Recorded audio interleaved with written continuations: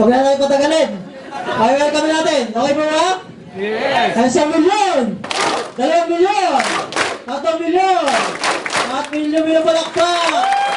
Para kay Mr. Boyet! Kalugod! Mahinay palakpak mo!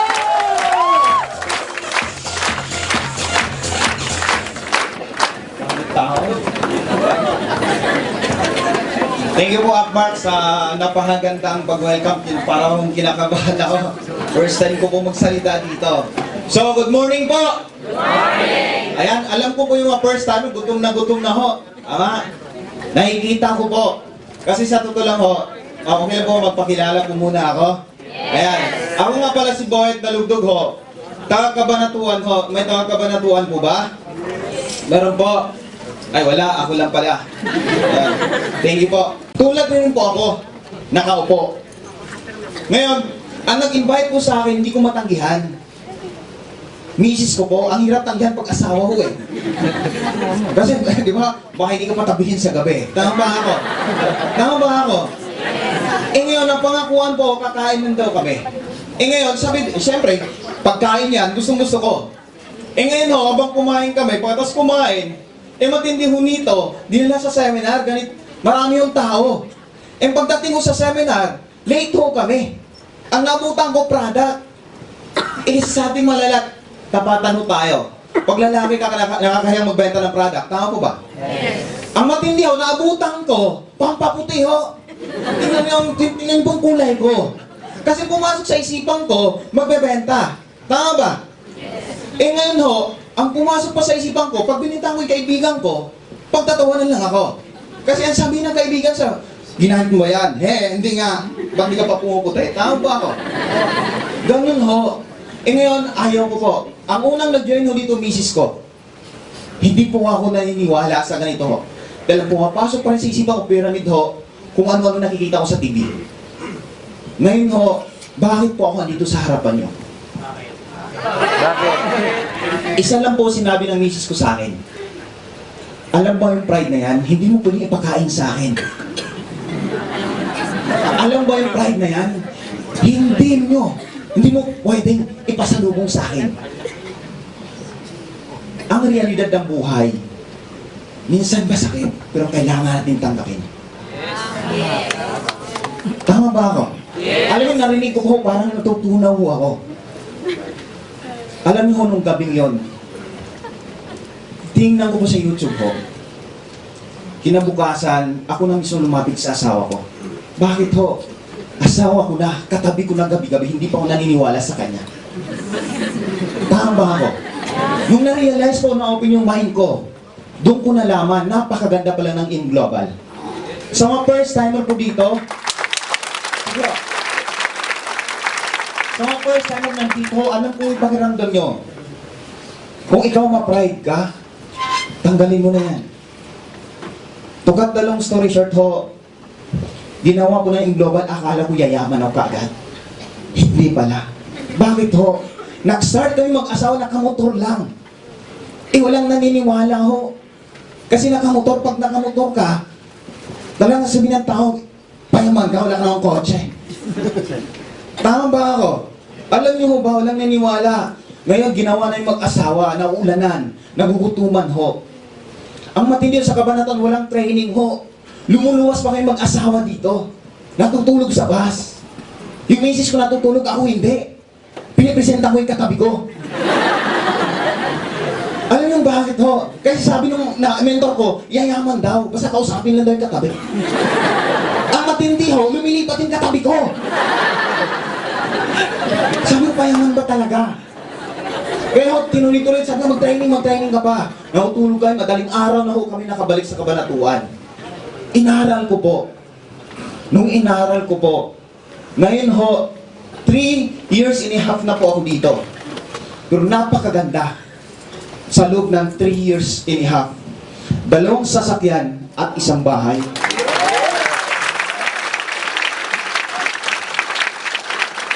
Pero bago ko nakuha yun, hindi naniniwala sa yung tatay ko, kapatid ko, kapitbahay namin. Hindi naniniwala ho. Dahil ho, hindi rin sila hindi tanggap yung ganito. Pero nung kumikita na ho, unti-unti na nabago yung buhay namin. Sila na ho'y lumalapit ngayon. Ma'am, sir, kung ikaw po ba, nagkaroon ng sasakyan, pinaghirapan o masaya po ba kayo? Yes! Kung kayo masaya, ako hindi. Nung nagkakotse po ako dito, pagpunta ko ng Toyota, sabi ng ahente, sir, upo ko kayo dito. Hindi ko ganong marunong mag-drive. Pag upo ko po, pagkakap ng manibela, tumuloy yung luha ko. Alam niyo yung bakit ho? Naalala ko yung nanay ko. Patay na kasi po nanay ko. Nung naalala ko yung nanay ko, sabi ko nga, sayang. Kung kailan ako umangat, wala naming nanay ko. Masarap makuha ho ang pangarap sa buhay pag umbay yung pamilya mo. Tama ba? Lagi ko natin tandaan. Siyam na buwan kasi sinapupunan ng nanay natin. Nung pinanganak tayo, kabilang kita ng nanay natin sa hukay na. Kailan ka pa babawi? Pagpatay na sila. Tama ba ako? Yes. Kaya ho, yung palang sasakyan ko, yung Montero Sports ho, nung nakuha ko po, yung unang tinawagan ko, tatay ko. Sinundo ko po yung tatay ko sa Bulacan. Ngayon tayo, sunduin kita, kakain tayo.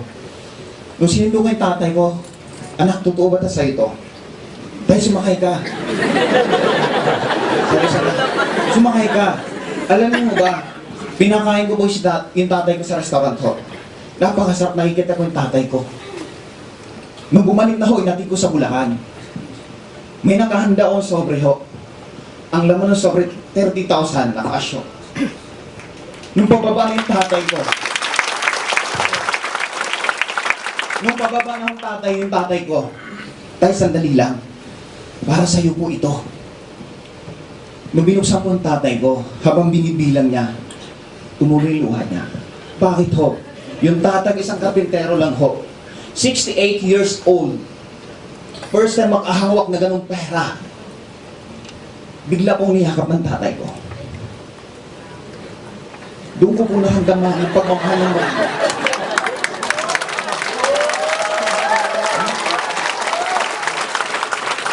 Yung pinakamaganda ho dito, doon po ako nakakuha ng pagkakataon. Nakausapin ko po yung tatay ko ng one-on-one ho. Kinausap ko yung tatay ko. Sabi ko, tay, patawarin niyo po ako sa lahat na naging kasalanan ko sa inyo. Kung naging masama mong anak, patawarin niyo po ako. Mahal na mahal ko po kayo.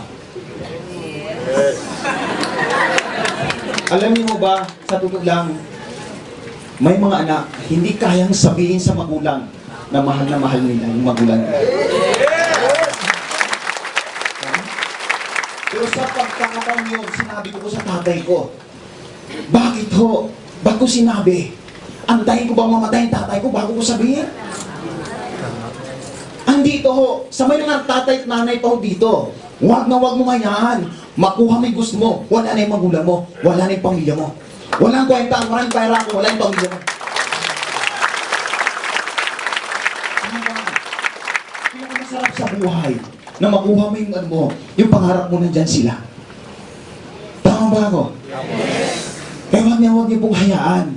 Huwag mong hayaan na makuha mo yung gusto mo dito sa Global. Dahil sigurado ako, pag ginawa mo to, kung nakaya ko, mas kaya mo. Tama? Tama ba ako? Kung ikaw graduate ka ng 4 years, mas kaya mo. Dahil nagawa nga ng high school graduate eh. Tama ba ako? Huwag natin hayaan. Huwag natin hayaan. Napakasarap po ngayon. Hindi yung asawa ko. Napakasarap na yung dati naming hindi nagawa ngayon, nagagawa na namin. Tama ba ako? Tama? Nagagawa na namin. Kaya ho, ma'am, sir, kung ikaw nakaupo dyan, sa mga first timer ho na nakaupo dyan, sa mga first timer na nakaupo dyan, kung ikaw tipong tao, na hirap na, kung ikaw tipong tao na sawan-sawa na sa buhay, kung ikaw tipong tao na gusto kong iahon pamilya sa hirap ng buhay, sapat na po na dalan yun para ilabas mo yung 7-8 na yan para umpisahan kong in global. Yeah! Ano? Eh, huwag niya sa pagkakataon. Lahat po tayo nagdadasal. Lahat ba nagdadasal? Yes! Alam ko, iba-ibang religion ho nandito ngayon. Yung lahat nagdadasal.